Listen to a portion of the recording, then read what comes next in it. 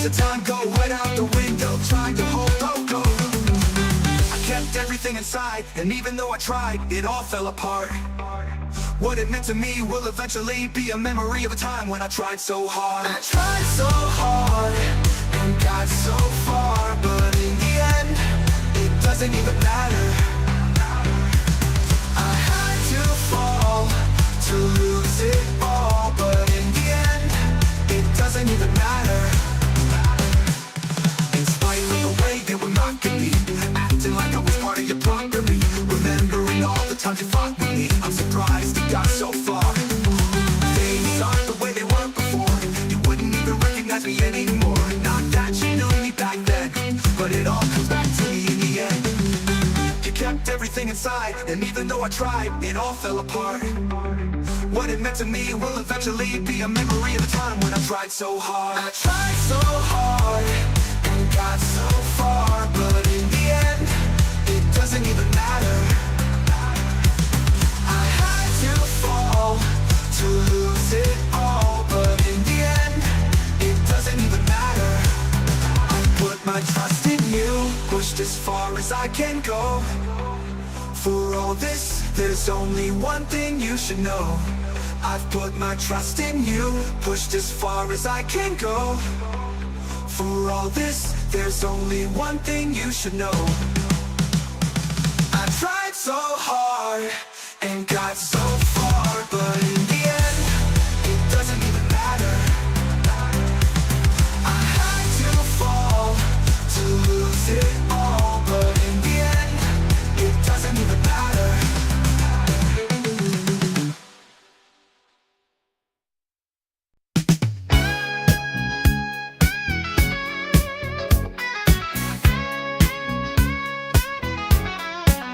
Some folks are born made to wave the flag. Ooh, they're red, white, and blue. And when the band plays "Hail to the Chief," ooh, they point the cannon at you, Lord. It ain't me. It ain't me. I ain't no senator's son. It ain't me. It ain't me. I ain't no fortunate one. No. Some folks are born silver spoon in hand. Lord, don't they help themselves? No. But when the tax man come to the door, Lord, the house looking like a rummage sale. Yeah. It ain't me. It ain't me. I ain't no millionaire son. No, no. It ain't me. It ain't me. I ain't no fortunate one. No, no.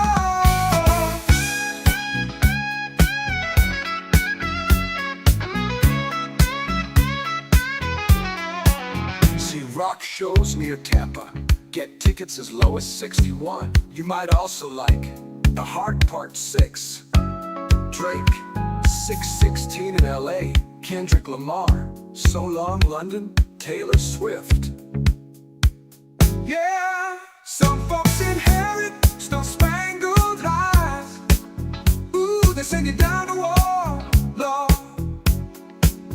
And when you ask them how much should we give, ooh, they only answer more, more, more, more. It ain't me. It ain't me. I ain't no military son, Lord. It ain't me. It ain't me. I ain't no fortunate one.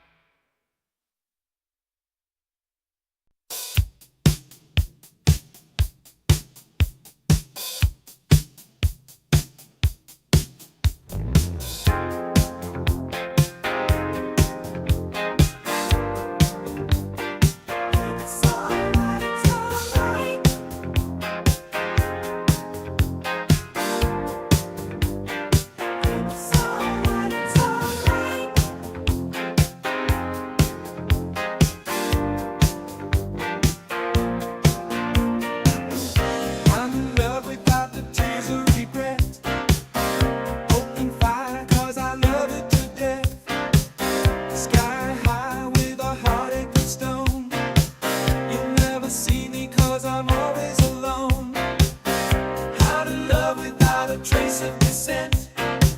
I'll buy the toys if you can pay for the rent. Flying high with the public in hand. I'm in love with the promised land.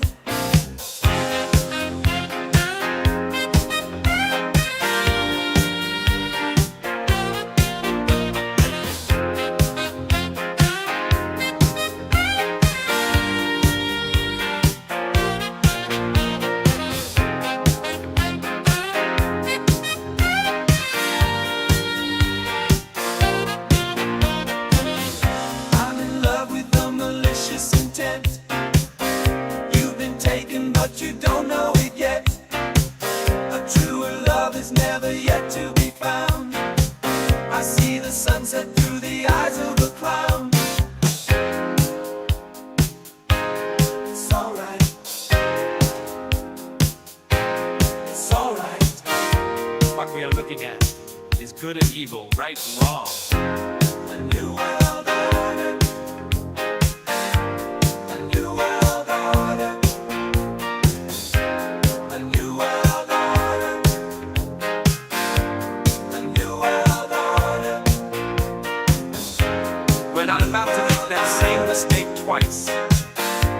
A new world order. A new world order. A new world order. A new world order. A new world order. A new world order. A new world order. New world order. New world order. New world order. New world order.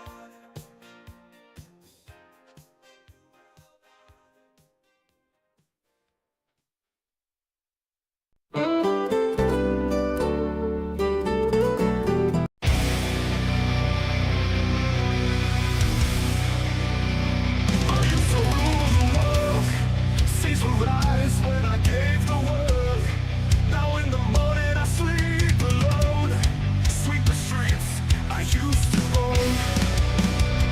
I used to roll the dice, feel the fear in my enemy's eyes. Listen as the crowd would sing, now the old king is dead, long live the king.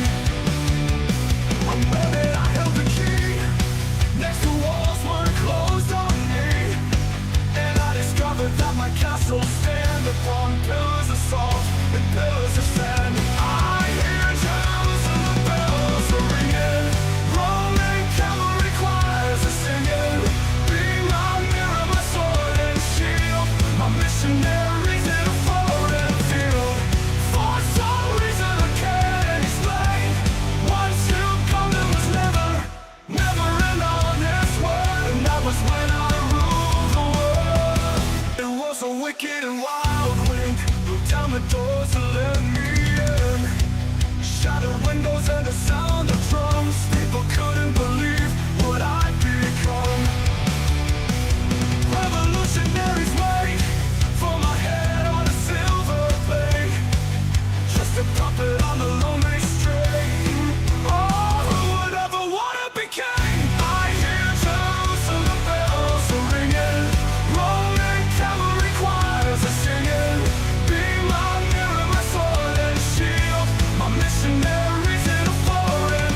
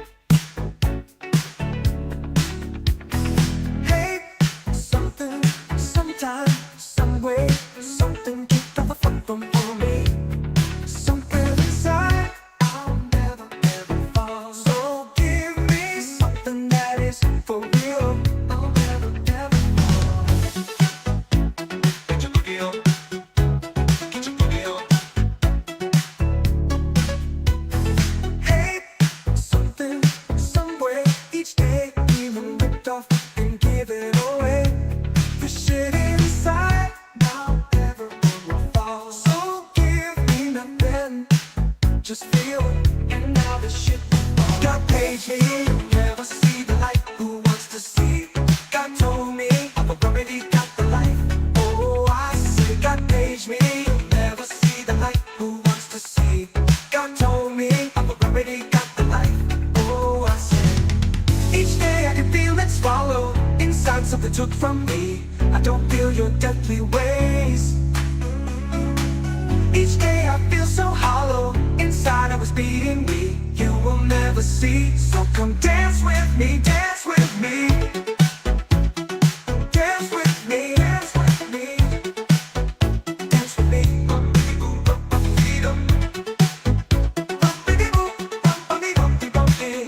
Dance with me.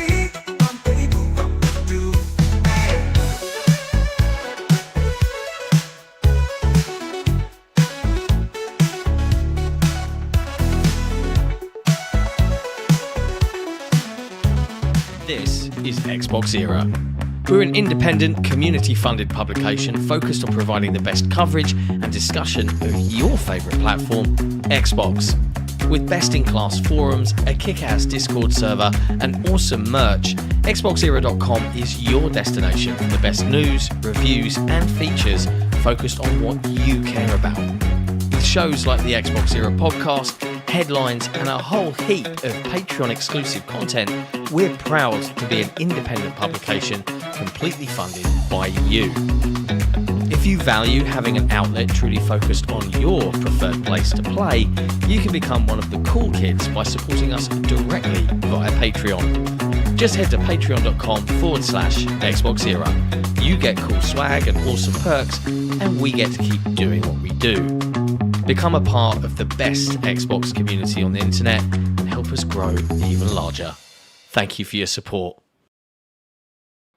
Everything XboxEra does is only made possible by the growing army of incredible Patreon supporters. Our MVPs and executive producers are all incredible people, but even more so are our grand benefactors, Croat56, Assassin, and Kevin S. All of this under the watchful eye of our lovely and benevolent CEO, Tron Raptor. If you want to become part of one of the best communities on the internet, head to patreon.com/XboxEra, where your patronage can help keep us alive for another month.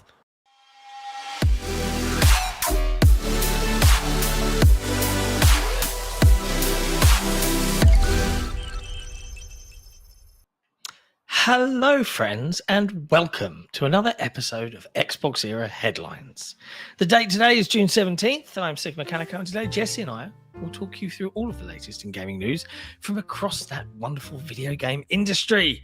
Be it Xbox, Nintendo, PlayStation, PC, or anything else, we're probably going to talk about it. As a bonus, for our wonderful Patreon users, we make audio versions of these episodes available for them to listen to in Patreon in their preferred podcast app. But if they're on Spotify, they can link their account to their Patreon account and listen to it wherever they want instead. If you want to become one of those Patreon legends, simply head to patreon.com/XboxEra. Happy Tuesday, my friend. Nice to see you again. Hello. Hello. Call me Mr. Negative. Yeah, we'll get into that. I wasn't even off. Goddamn, I nailed the Metacritic. Yeah. When you know, you know. Yeah. Lovely to see everyone in the chat. I was just writing a message, but then I ran out of time because you were counting down and we were going to go live. So I'm just going to open the chat because this is a community and we all get to know each other pretty well. So I'm going to say, Nissa, just between you and I happened to notice that a certain mouse-like game set in a snowy environment where you could burrow in and get cozy during winter. I saw that it had recently been added to a certain website that lots of media use. Even though it hasn't got a release date yet, the fact that it has been added there, I don't know. You can read into that how you will, but just thought I'd share. Firewatch. That's just me. Just helping you out. Firewatch is old. Firewatch was a great game. And then Valve bought them, and away they went. They haven't released anything No, since. they just started working on other things for them, and they canceled their Egypt game. Ooh, It's all right. PlayStation, the concert to hit... What the fuck? What a weird email to get. PlayStation, the concert to hit the US as part of Global Tour. Hi there, Sony Interactive Entertainment, GEA Live, and Roadco Entertainment today announced the US tour dates for PlayStation, the concert, a groundbreaking live music event that brings the most iconic gaming soundtracks to life live on stage. Wow. This is embargoed for... No, I'm kidding. Good news. Here's some Game Pass drops that happened an hour after you would like it. Fucking assholes. Well, I gotta go friggin' finish writing that. Indeed. Let's kick off the show. There's lots to talk about, but not actually as much as you'd think, because kind of we've had Well, the big... now there's more if there's a Game Pass drop at a fucking There's a big hour showcase. Later. Dickbags. There's the big showcase. Oh, There's oh, the Summer Game Fest. They did it. There's everything else. Shh, they did it. Whoever the hell it is that keeps messaging us on the show saying, when are they going to add Warcraft? They've added Warcraft Remastered. There you go. Well, there you go. You get Warcraft Coming to 1 and 2 Game Pass. Remastered, Warcraft 3 Reforged, Call of Duty World War II Rematch. Jesus Christ, it's another huge drop. Yep. That is a big old Rise drop. of the Tomb Raider's back again, because it always comes back. All right. You talk, and maybe... I'll let you crack on, mate. Yeah, I just got to quickly do this thing and turn off the music.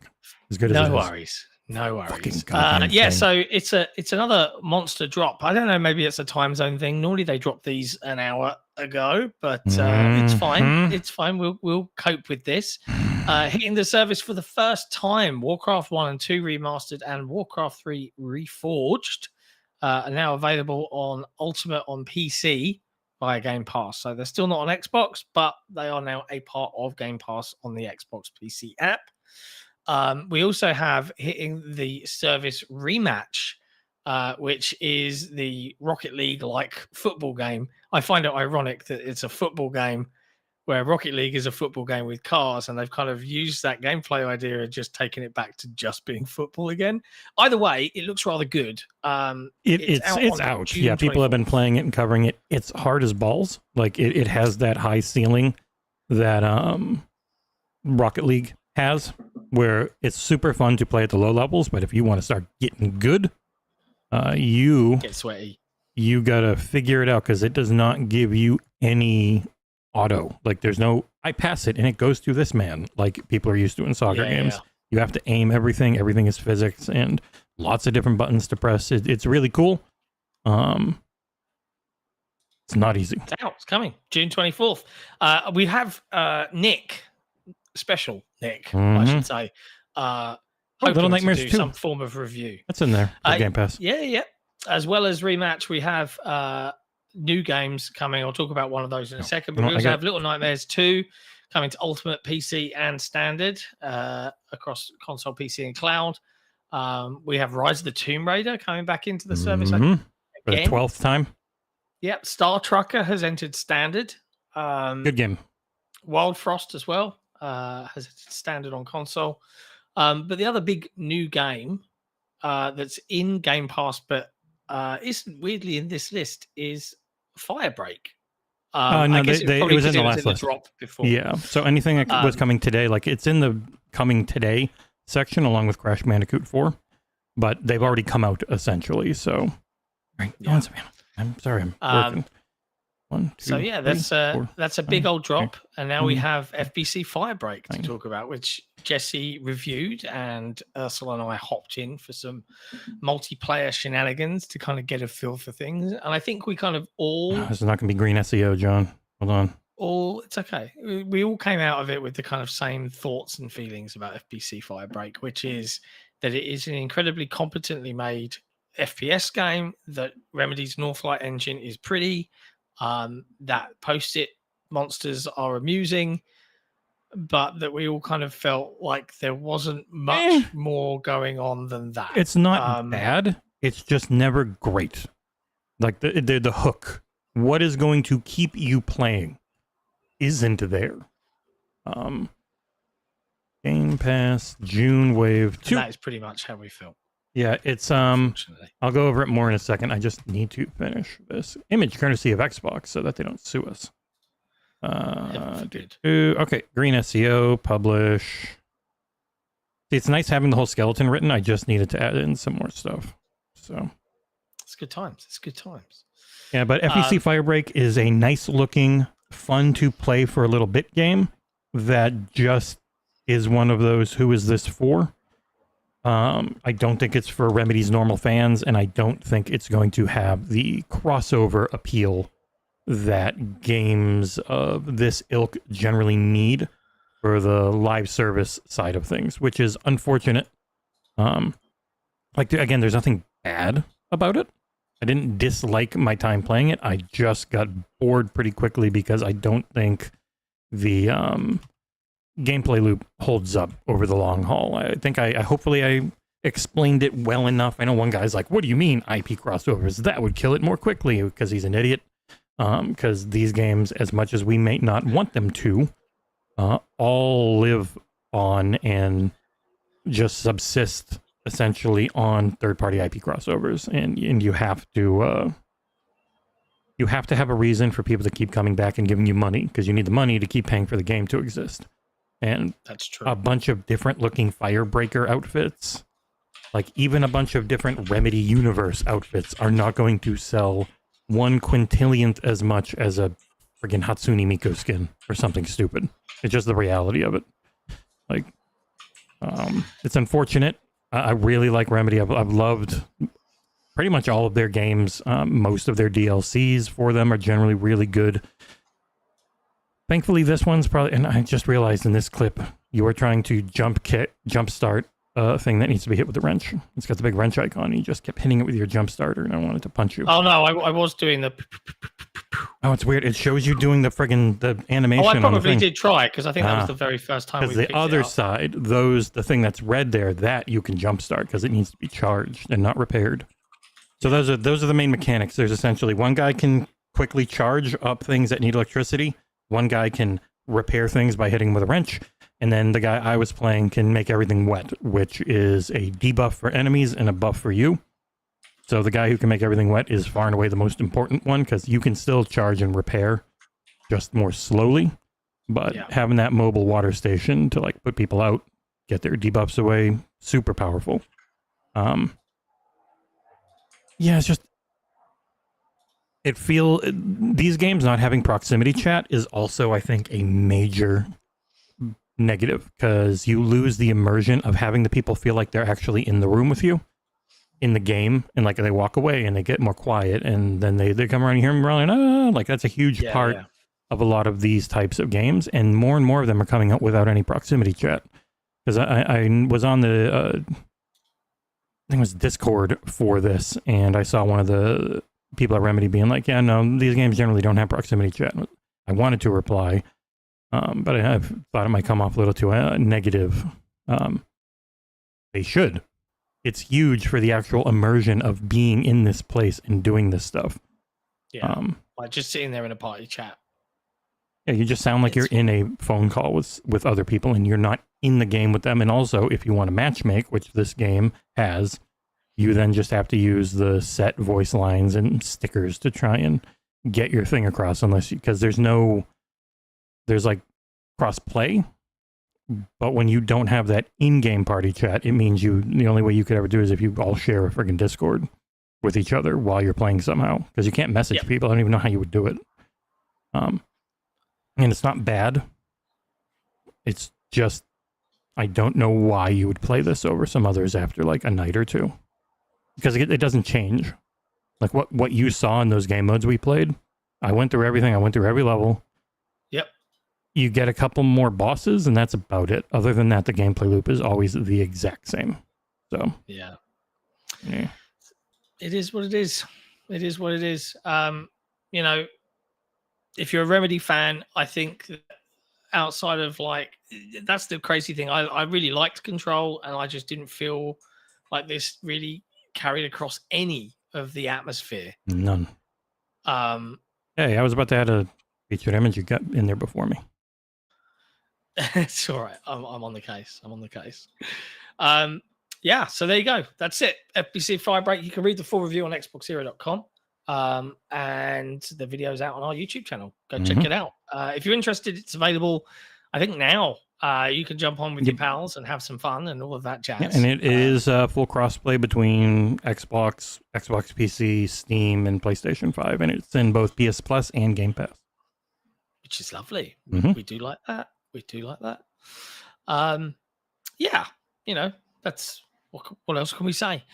Moving on to other news. You know, we do like to talk about cool things, and one thing that's kind of like we were delighted to surprise everybody with on Friday, but I deliberately didn't because of a couple of errors in terms of how it had been presented online, was the announce and the reveal that Xbox, the console and the games, our new retail edition of the celebrating 20 years of Xbox book, is now available for pre-order. I was simply delighted to be able to actually see this through and get someone to agree to bring it to life for us. And it does ship everywhere. It's like £20 to ship it to the US. Obviously, because it's coming all the way over. They will probably be closer to November places in the US that you can ship from. So bear in mind, the website I linked to is direct from the publisher. Yeah. But equally, I found it weirdly, and it freaked me the hell out. It's on WH Smith, which if you're in the UK, is kind of like a bookshop around here. It's been a local like stalwart in British. Why does this have 15,000? I mean, it's amazing it has 15,000 views. Hopefully, it means it has a bunch of pre-orders. But, well, I hope the book publisher is really pleased. But yeah, you can pick it up. It loses the original cover and some of the bits and pieces, but predominantly it is the same piece of work that we produced. And if you really want it right this second, you can still get the other version, OG1 1.0, available through the store on XboxEra.com. But yeah, this is it's a cheaper way to bring the book to life, and it's got a brand new cover designed by Predrag, which is super pretty, good looking, and a new name. But I was really like, I wanted to show that off on Saturday and actually reveal it on the show, but they had a couple of hiccups they had to fix, so I had to sit on my article until I got an email saying, yeah, this is fixed now. You mean it wasn't entirely written by you, every word? No. And that was one of the errors, right? It was like, it's by John Clark. I was like, it is not by me. Maybe the work behind the scenes to make this version exist is a lot to you and Predrag. But the actual words were many people. The lion's share of the hard work, particularly to One Bad Mother and Card Game Maru, as two predominant people that made that thing exist. Yeah. And they loved it so much, they didn't want to be a part of XboxEra anymore after that. They said, fuck you guys, that was horrible. I jest. If you want deranged takes, you can follow Mike on Twitter.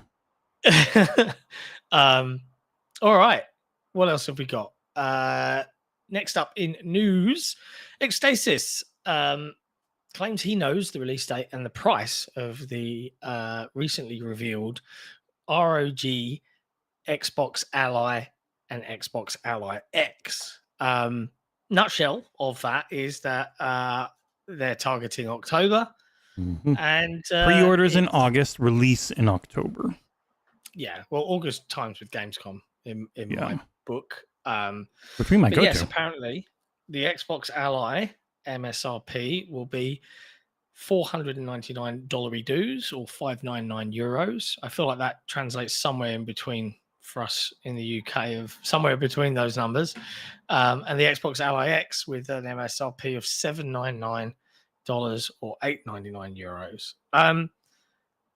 Yeah, I mean, as kind of theorized before this kind of was published by Ecstasis, you know, there was some discussion around whether Microsoft would seek to subsidize or any of that jazz. Maybe they are. Like, we just don't know, frankly. But if they do, and if these prices are accurate, I think they're about right. $499 for the cheaper handheld is pretty good. $799 would be a miracle for the more expensive one. Yeah, because the Z2 Extreme chip is like $150 more to make than the Z1. So if it's priced the same as what their Z1 equivalent is, it would be very surprising. As Jez Corden of Windows Central has surmised in a piece he wrote earlier today, where he doesn't directly have any info on the pricing outside of, I believe he said they also agree targeting late October, and that he, as far as he knows, they're not finalized on a price. But then he mentioned someone else who's talked about, again, how expensive the Z2 Extreme is to make, especially when it's got all the AI stuff on it, the NPU, whatever they call it. It's not cheap. One of those. Yeah. One of those things. Yeah. So, and Gentlestone, pretty much any Windows device you buy gives you 3 months of Game Pass PC. That's why I am stacked up through June of next year after reviewing things like this in handhelds. It's nice. We are kind of busy for the rest of the year now in terms of how much stuff is coming out though, right? This is the only slow period. There's nothing for a few July. weeks. Yeah. That's it. Then no, July picks up. It's the end of June into the beginning of July. We got like 2 or 3 weeks of it being slow, which is why Red Dead Redemption 2 does have some announcement of 60 FPS mode coming, and it's anytime soon. I would jump right on that to give it a 10. I've beaten that game twice, so it would just be getting footage and seeing how the patch is to see if it's worthy of the 10 that the game is on PC. But yeah, like I know when I'm getting Wu Chang, so I've got a little while because that game doesn't come out until the end of July. Fair. So we're a little slow. A little bit. Right. It's nice. I got we've needed offer for it. a code yesterday for a game, and I looked at the game quickly. It's PC only right now. I'm not going to say what it is in case I'm not meant to, but it's coming to consoles, and I was like, okay, this looks freaking awesome. I actually think it'd be right up your alley, funnily enough. So I thought, shit, I better swoop in there before you get it, because I guarantee you it's going to be something you'll be like, oh, this is a bit of me. So yeah, we'll chat, but it's coming out like next week, so I will have something to tackle. I guess I saw you ask for the review thumbnail, so I know what it is. That one. Yeah, and thank you, Cap Coog. He just resubbed up on the Amazon Prime. By the way, Amazon Prime, if you have it for deliveries and stuff, you also get an Amazon Prime on Twitch. So you can go to twitch.tv/the XboxEra every month because they don't let you auto renew it, obviously. And you can give us $5 of Jeff Bezos' money. It helps. Yeah. Yeah, end of July, you get Tales of the Shire. This is right. Okay, this keeps happening. I don't know if I'm the right person. You are the only person if Amanda doesn't want to do it. If she does, cool. Okay. We'll see. Next up in news, Halo Infinite. Remember that game? It got a nice, cool Operation Legacy event, which added a bunch of stuff, including, after several years, Griffball, which is finally here. I feel so sorry for the Griffball. You want to know a bad thing about me? That long. I have no idea what Griffball is. I've never really played Halo multiplayer. Okay, so Griffball was an invention from, I think, the Red versus Blue I've heard of it, guys, because it's got Griff in it, and the game is basically Oddball with hammers and swords. Oh, okay. And if I say Oddball, it's Assault. So you get the bomb into one end, boom, off it goes. That's a point. Yeah, it's very silly, but people took it really seriously, start building stadiums for it and stuff. And now with Forge, of course, they'll go crazy with it. It is unfortunate. Halo Infinite's in the best position it's ever been as far as like content and everything. It's people are really happy with it. Yep, always the way. And it's the longest they've supported one as well.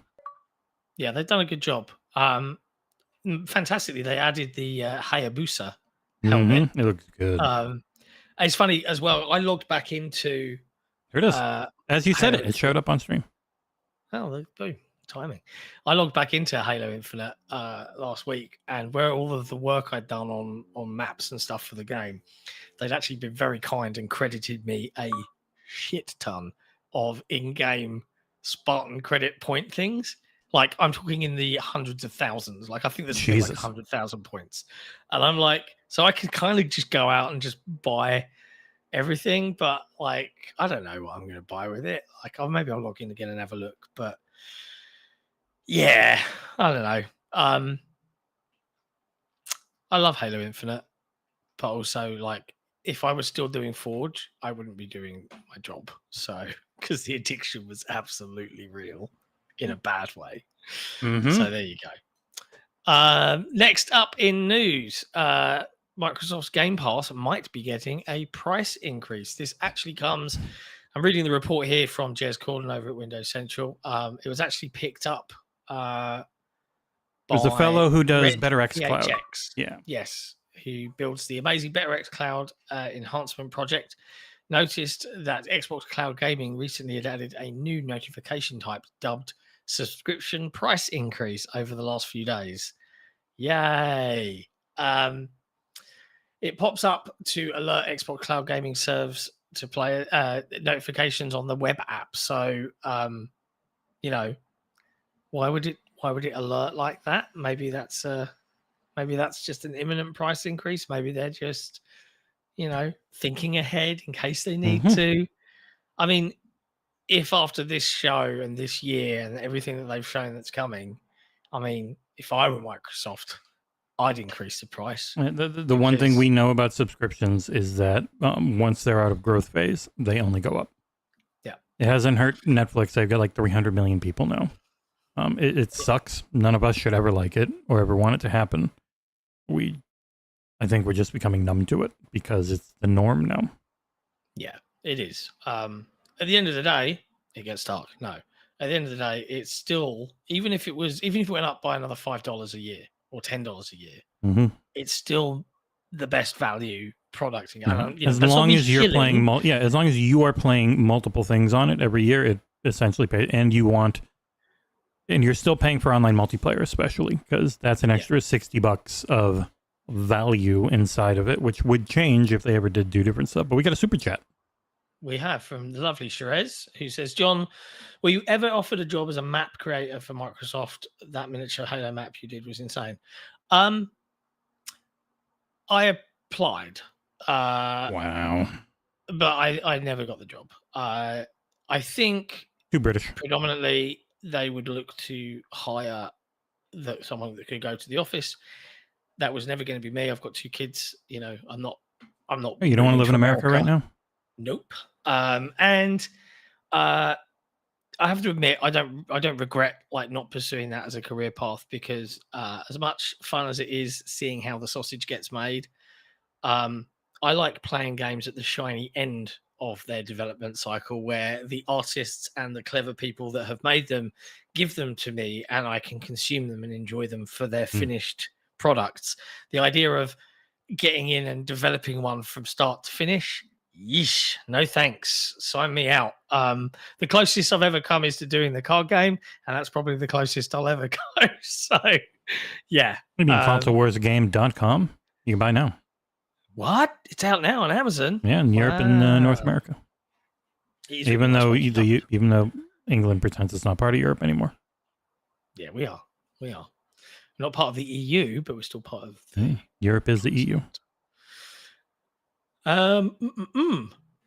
What else have we got? Feels a bit haphazard today's show. I don't know why. I feel like we're just still getting back into the groove of things. No, that's pretty. I mean, there's no major topics. Like, there's theoretical things about Xbox handheld pricing and theoretical things about Game Pass pricing. Outside of that, it's just kind of the Game Pass drop was good again. PC heavy because of the Warcraft stuff. So very also, were those on the cloud?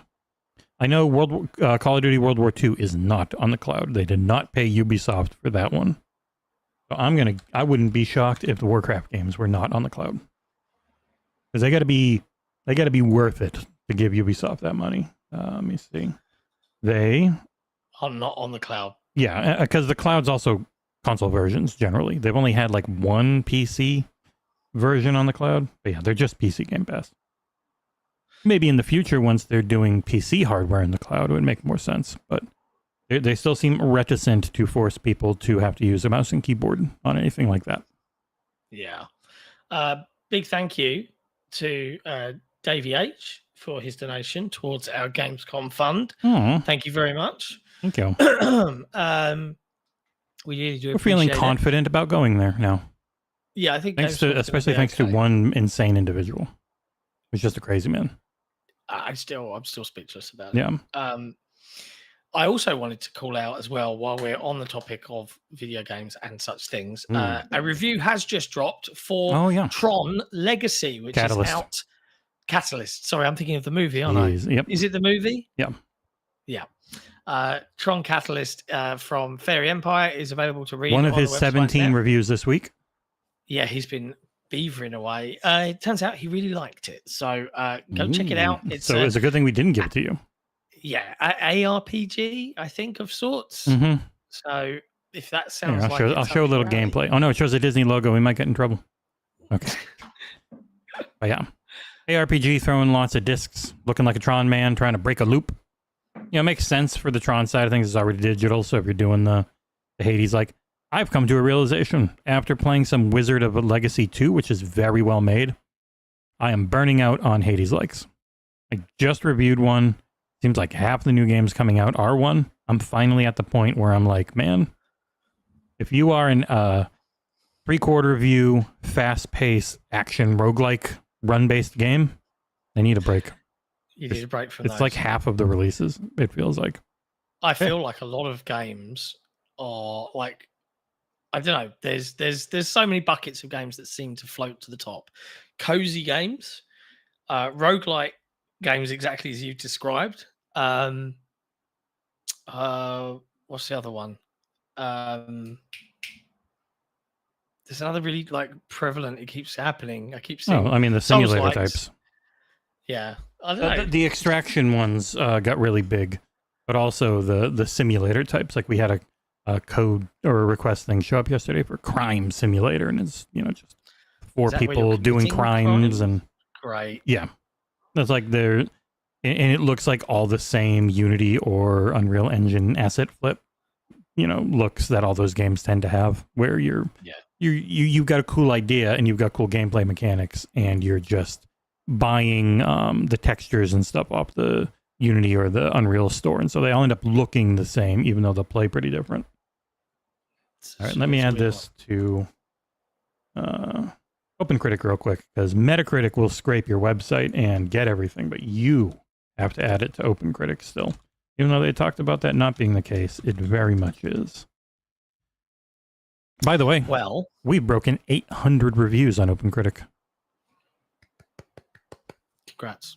I got 1,000 total when you add in all the TV shows and hardware and everything. It's kind of nuts. I feel like we probably review more games week on week, month on month than most big websites. Mm-hmm. Because they know Mostly they don't 'cause make of money you. and we're idiots.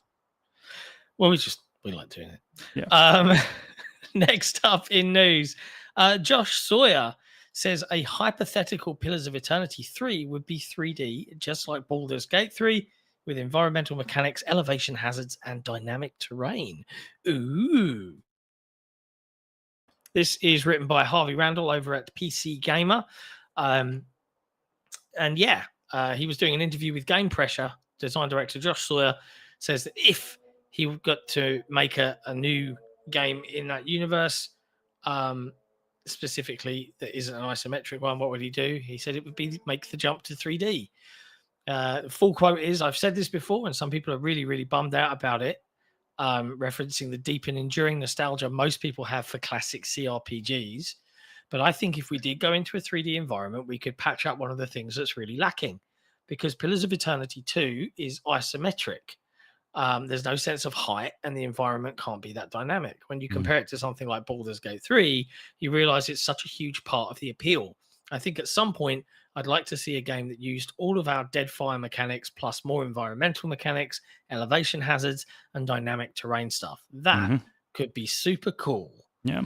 And for Travis in chat, no, Baldur's Gate 3 likes will not be a thing, because it's their own engine, and they had an enormous budget. And Larian is huge.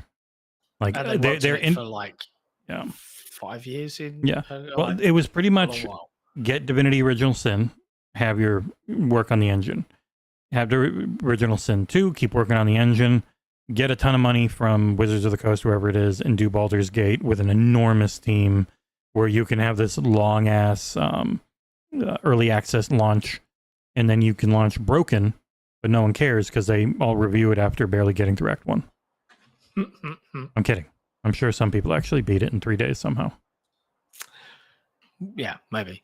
Next up in news, Sony is or has, I should say, removed region restrictions on some PC games. There's a lot of Sony news now, but God of War Ragnarok, The Last of Us Part 2 Remastered, Spider-Man 2, and Helldivers 2 all appear to have had their regional restrictions removed, which is a really good thing Yeah. because they don't need them. Nope. They don't have multiplayer. So Well, at least why most of them restrict? don't. Those restrictions pretty much meant you couldn't buy it in like 170 countries. Pretty much anywhere you can't do PSN, which is most of the globe, you could not buy their games, which just sucked for people who wanted to play a single player game on Steam. Yeah. Elsewhere, Sony did a kind of like a sit down interviewee type thing with all the head honchos I've seen clips of. And there's a bunch of different pieces pulled out and turned into separate articles. It was because really that's weird how- because it's normally not. It's normally just a live chat, and this was fully scripted. Oh, ugh. What would you reckon? There was a teleprompter in the back room. It just felt it just felt like people were reading. Yeah, it did not feel like dear. people talking or answering questions. It felt like people reading a script. I could be wrong. I'll say allegedly, supposedly, but everyone seems to think it because it really just sounded like people reading a script. But there's a bunch of stuff. In terms of the PlayStation 6, Sony says that future platforms are top of mind and they're exploring new and enhanced ways to play. This comes via Andy Robinson over at VGC. Who you met? The C. Yeah, we did meet. We Andy. met him for. Well, I met him for like a second. Very tall compared Yes. to me. Mhm. Their new president and CEO, Hideki Nishino, was asked during a business segment about the future of PlayStation console hardware and whether it could be superseded by cloud gaming. He emphasized that PlayStation now has multiple generations of experience providing players with cloud-based gameplay and stated that while he views it as a viable option for players, he believes overall demand remains for the local execution of games. Mhm. Damn straight. Cloud streaming is progressing well, blah, blah, blah. The CEO went on to reference how Sony's console business has evolved into a multifaceted platform with a significant portion of its 124 million monthly users still playing on PlayStation 4. We have a large ecosystem of highly engaged players, he says, across both PlayStation 5 and PlayStation 4. So there's a huge interest in our next generation console strategy. While we can't share further details at this stage, the future of our platform is top of mind.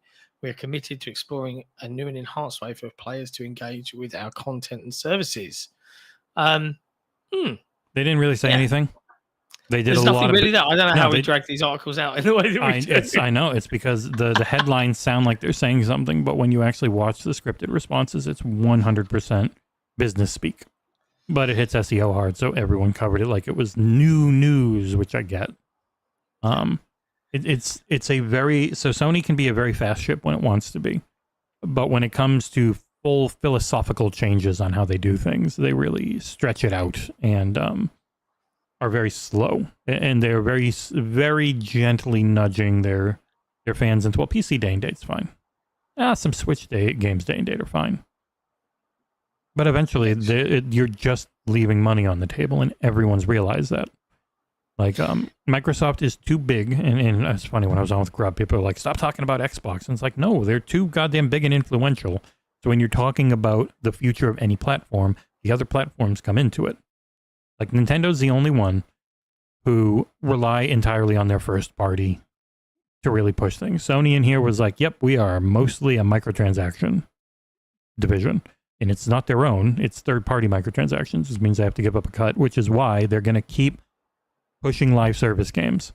And live service games are going to end up everywhere because it's the only way they work right. Like Helldivers 2 has lost a lot of money for Arrowhead by not being everywhere. For Sony, they still see it as worth it because it'll keep people on the console side of things. It might pull in a few people, and in their eyes, it's still worth it. But like, pretty much everything when it comes to gaming now is about being everywhere you can be, because the newer generation of people who are going to be the ones spending the most money in 10 years get really annoyed if your game just isn't on their platform, and then they'll go play something else that is. They're not in the I need to own everything space. If you're Sony, it probably helps that you are the default platform, but I would argue that the default PC platform is going to become PC. taking that over. especially in the eyes of my kids. Yeah. You can't play Repo, you can't play Schedule 1, you can't play so many, like Abiotic Factor is still not on there. Like a lot of the games that really took off with streaming, which is getting bigger and bigger and bigger, are PC first and foremost. And if you can't play them, Fair. Up titties. Elsewhere, Sony says some other things. They said that PS5 performance is required for a great experience on a big screen. Yeah, when we're asked talking about the this, Switch 2, saying they're not concerned. This is all from VGC, by the way. These guys had loads of articles on this stuff. Oh yeah, those boys know how to write an article. Andy Robinson, speaking during a Sony business segment, the CEO said if he was concerned, or asked if he was concerned that the Switch 2's improved specs and Nintendo's improved relationships with third-party publishers would provide tougher competition. We closely monitor the overall gaming industry, including the actions of our other market participants. Additionally, catalysts in the market are great for the industry as a whole, as they invigorate excitement and demand more broadly. So it's great to have people launching new things. As I mentioned previously, we have a differentiated strategy. PS5 is designed for an immersive gaming experience, and this includes the innovative DualSense controller features as well. We believe PS5 level performance is required to achieve a great experience on big screens, and in this way, we've provided a unique offering for players and creators in this. I hate all this business speak. You know what I realized when using the DualSense more at Summer Game Fest? The haptics do absolutely nothing in every third-party game for me. Like nothing. They're really cool in Astrobot. That's it. They did nothing else, and my hands hurt using it because of the shape. To very quickly answer Aboard Grunt, did you guys cover the rough Final Fantasy 16 launch? There isn't one. I mean, it's a there isn't. Visually, it's a bit shit of a port. It's the exact. So it's always 720p instead of going up and running at 40 to 50 FPS outside of combat. It's actually it's a flat 60, like it never drops. But it's always 720p upscaled instead of being 900p to 1080p upscaled out of combat and running between 40 and 50 FPS, which is what the PS5 port does. It sold 20,000 things. That Alinea Analytics, who came out of nowhere and seemed to, I have no idea how they get their numbers. There was one reference to, well, it only has 700 reviews or 70 reviews or something like that. I don't think that's how they extrapolated it, but that's how people have taken it because they don't say how they extrapolate any of that info. It's number 23 now in top paid games on Xbox. I'll be curious to see what Matt Piscatella has to say, because generally he doesn't guesstimate. He actually knows, and that's when he'll talk about stuff. But Alinea Analytics is guesstimating, and they might be really good at it. I don't know. But for $120 a year, you can get their guesstimates. So it might be a rough launch. It didn't sell great anywhere else. So there's no reason to think it was going to sell gangbusters on Xbox, but we'll see. 2 years later. Yeah. I always find that so silly. Like, it's come out and it didn't do well. Yeah, because probably, just surmising, a Final Fantasy fan that couldn't do without would have probably found a way to play it by now. I don't know, man. The Alinea thing's weird. I don't know anything about them. I know one time one of their guys was on Game S Mornings. He seemed nice. But their website's weird. Like, it's a weird thing. I don't know much about them, so I'm not going to comment if it's good or bad. It's just kind of come out of nowhere, and the numbers are given definitively instead of as our estimate. It's just, it's done this, and then all the idiots on, Nib jumps right on it, and all those types of morons. Like, it's immediately they start vulturing all over it to get engagement. Very stupid. Engagement. Yep. Yeah. What else? Speaking of engagement. Yeah. Sony confirmed that PlayStation 5 has more monthly players than PS4 for the first time. It only took 5 years. It was roughly 50-50 for a long time, and it's going to overtake soon. So cool. And then they pretended that they're really thoughtful about picking which games they port to PC when that's every game port ever. You're always thoughtful about it. It's really just trying to massage. Also, they said a year, because it had been 3 and then 2 and now it's 1 on ports. I think that's fair. Yeah, they're just gently getting people ready for their games going to more places because they want to keep more money. as a single player story, like I can definitely wait. Like the FOMO just isn't going to be a thing for me. There's too much. For the single player. You couldn't even afford it if you wanted it. If we didn't get games for free, you wouldn't play half of what we do. Yeah, true. And free is also, we give a shit ton of time. So we don't have a monetary expense, except for technically our time is money, friend. Because we could be writing shitty SEO that makes the website money. But as Britt now says, the US top paid list in Final Fantasy 16 is up to 11th and 18th, with the deluxe edition being in 11th. Who knows what that means? It could be good, it could be bad. I have absolutely no idea. It sounds okay for a 2-year-old Shadow Drop. Yeah. Like, In the midst of having way too much to play. I just saw a tweet which has maybe raised my eyebrows a little bit. Yeah. That Microsoft is not renewing contracts with multiple contractors and agencies for their social media work in Europe. Instead, a company in South Africa is going to handle all of the work. That was from Noble, I think. Yeah, that's news to me. I wonder how true that is. If it's social media work, it wouldn't be press relations. Like, I don't think that means they wouldn't be using Assembly anymore. I think it would just mean they might not have their contracted tweeters anymore, is how that read. Yeah. Sounds like a bad idea to me. It'll end up using Grok, and they'll be talking about how the Boers are facing genocide. God. The whole world is kind of broken. I hate it. That's been one of Satya's things, is like, really, ever since he took over, it seems allegedly, supposedly, like they're really cutting down on costs around humans actually doing stuff from like America, like especially their really good support. Not really good anymore. It's not bad. They just automated a fair amount of the main thing you'd use it for, which are refunds. When you actually have to talk to someone, it's not great. It's the same for every company. Yeah, and it used to be great. They were like the exception, and now it's gone. Anyways, elsewhere in news, last thing from Sony, really.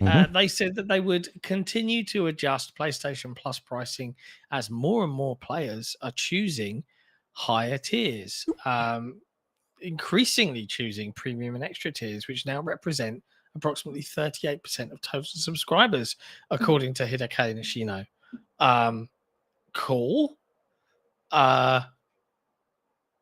It's like the medium versus large. You're like, oh, the little increase isn't that bad, and then you realize after a year, well, it's not $3. It's 3 times 12, so it's $30. And as you do that with more and more, but people don't realize it.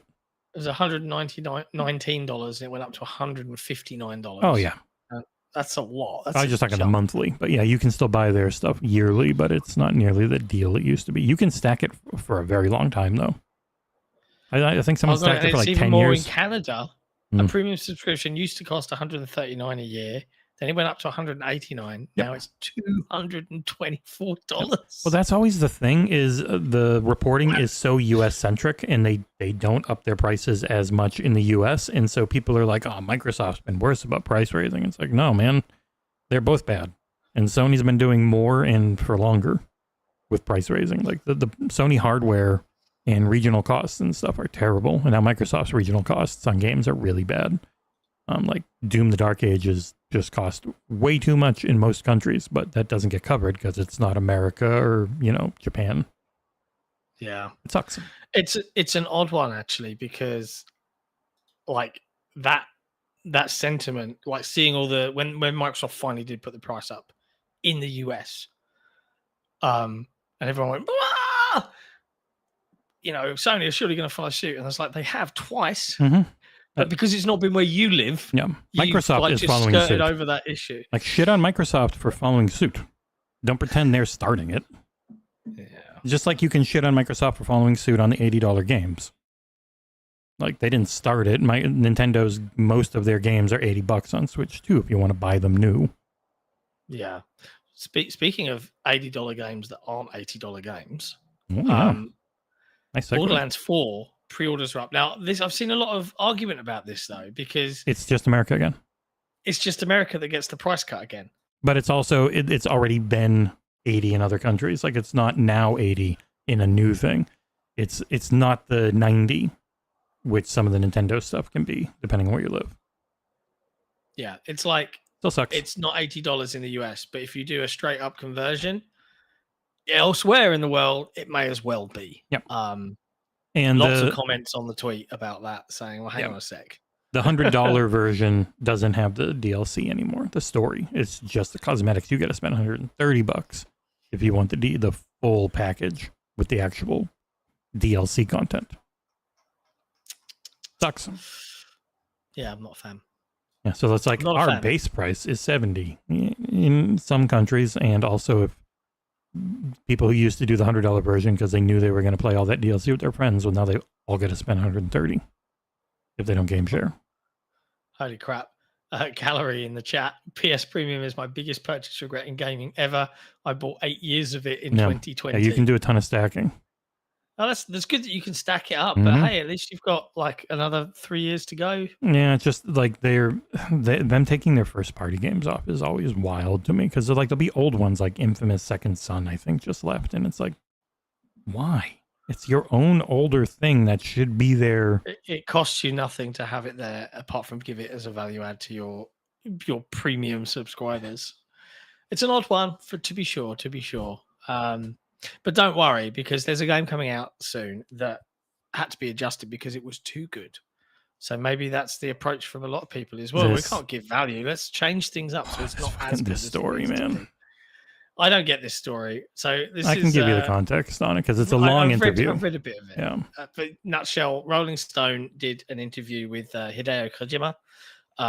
And the headline for this is Kojima changed Death Stranding 2 because it wasn't polarizing. So because people were coming back being like, this is awesome, he was like, no, we can't have that. Let me add in some obscure shit. Like, that's the vibe. Like, that's obviously not what he said, but yeah, it was like, so he it was changed the it was an interview. I think was it Rolling Stone with the guy who's doing the soundtrack. Yes. And pretty much Kojima was like, it can't be mainstream because the best things aren't mainstream. Which I can get, like when you want to make art and you want something to be appreciated by the turbo nerds over time, super mainstream stuff like that everyone likes is generally fluffy. So I understand that side of it. But when it comes to like, I've made something too good, and you really have that mindset, and it's yeah. I think I've got the full quote here. So this is the musician in this instance, the composer was asked the question: is there something essential that you learned from him, Hideo Kojima, over the course of development? And this is the response. There's a key moment where we had a discussion probably halfway through when we were doing the game where he came to me and he said, we have a problem. And he said, I'm going to be very honest. We've been testing the game with players and the results are too good. They like it too much. That means something is wrong. We have to change something. What? And he changed stuff in the script and the way some crucial stuff happens in the game because he thought his work was not polarizing and not triggering enough emotions. And he said, if everyone likes it, it means it's mainstream. I wouldn't describe Elden Ring as mainstream, and yet it did superbly well. Okay, Kojima, that's fine. It means it's conventional. It means it's already pre-digested for people to like it, and I don't want that. I want people to end up liking things they didn't like when they first encountered it, because that's where you really end up loving something. And that was a really a lesson for me, not doing stuff to please people, but to make them shift a little bit more and move them. I mean, I understand the sentiment. Don't get me wrong. You don't want to be fluffy. You don't want to be reality TV. You want to be Blade Runner, not friggin' Ready Player One. Like, I get it.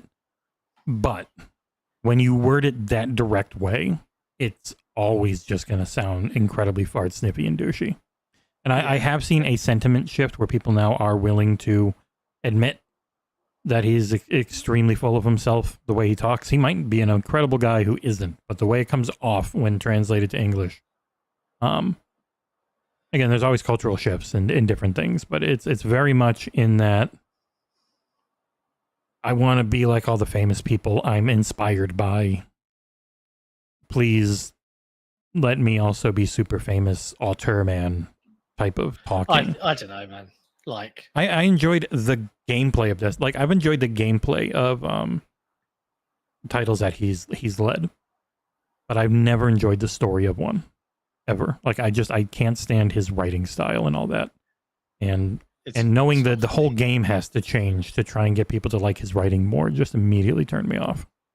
If that's the case, could be wrong. I guess we'll find out. When does this come out? It comes out July, right? No, it comes July, out in a week or two. Yeah, so late June. Yeah, it's late June. I think reviews are in about a week. Cool. That means it's probably in people's hands right now because it's. Oh, they've had it for right? they got it before going to Summer Games Fest. They had like 3 weeks with it. Oh, that's good. That is good. Yeah, because it's going to be long, so definitely need it. Yeah. Speaking of stories and writing, last story of the day to see us out. Apparently, this comes via Andrew Heighton over at Insider Gaming. GTA 6's story was rejected 3 times, which was what caused Dan Houser to step down. It's been claimed. This was actually a claim made by Fravilis via Medium, which is kind of like a write out my thoughts. It's a blog site application, a blog type post service. So it's an unproven source. It never stops the media. The writer claimed there have been 3 different versions of the GTA script. The first pitch was the story was a detective story worthy of a thriller centered around 3 protagonists. There was a lot of steam for this pitch, and it was in development until the end of 2016. Ultimately, Take-Two vetoed the project and cited it as too dark and didn't meet with their expectations. Story 2 stitched 2 protagonists, a policewoman and a drug smuggler's underling, as crazy as Trevor from GTA 5. That was in dev for 18 months and eventually canned. And a third prototype was born in a similar vein to the second story pitch, only the grieving policewoman was replaced by an African-American man, a former soldier released from prison and falling into the criminal underworld.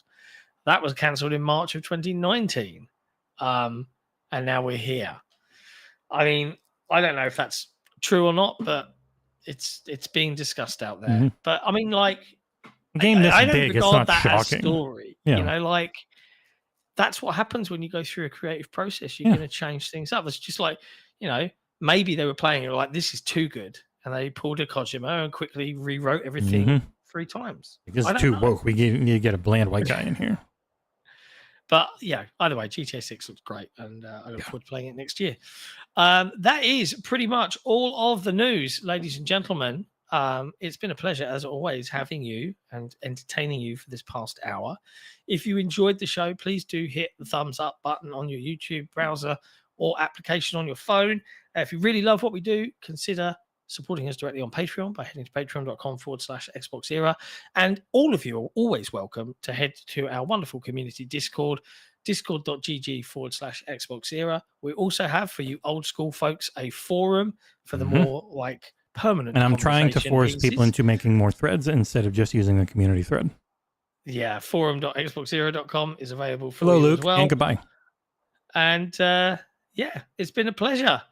We will see you again on Thursday for more video game news. Until then, keep an eye on xboxera.com for more reviews and news and other bits and pieces. And be good to each other. We'll see you in a couple of days. Ciao for now.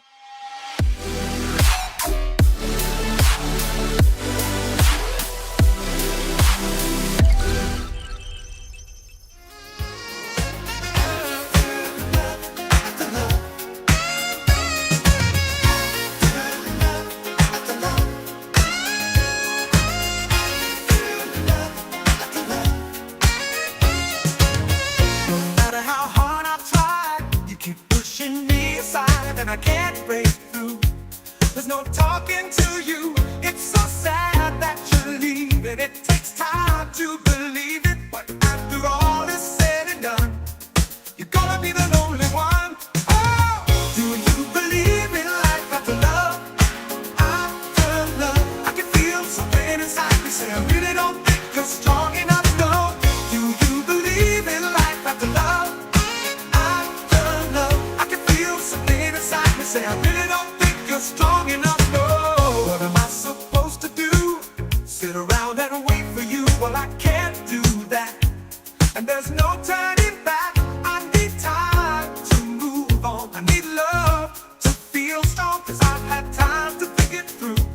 And maybe I'm too good for you. Oh, do you believe in life after love?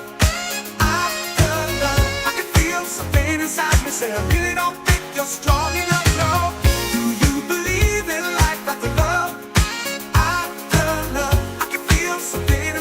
say I really don't think you're strong enough, no.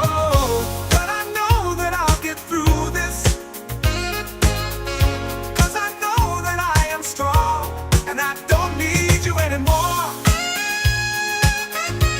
Oh, I don't need you anymore. Oh, I don't need you anymore.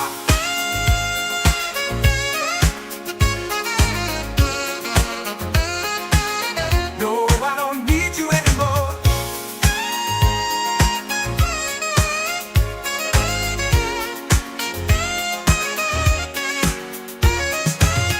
Do you believe in life after love?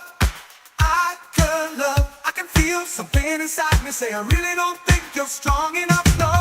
Do you believe in life after love?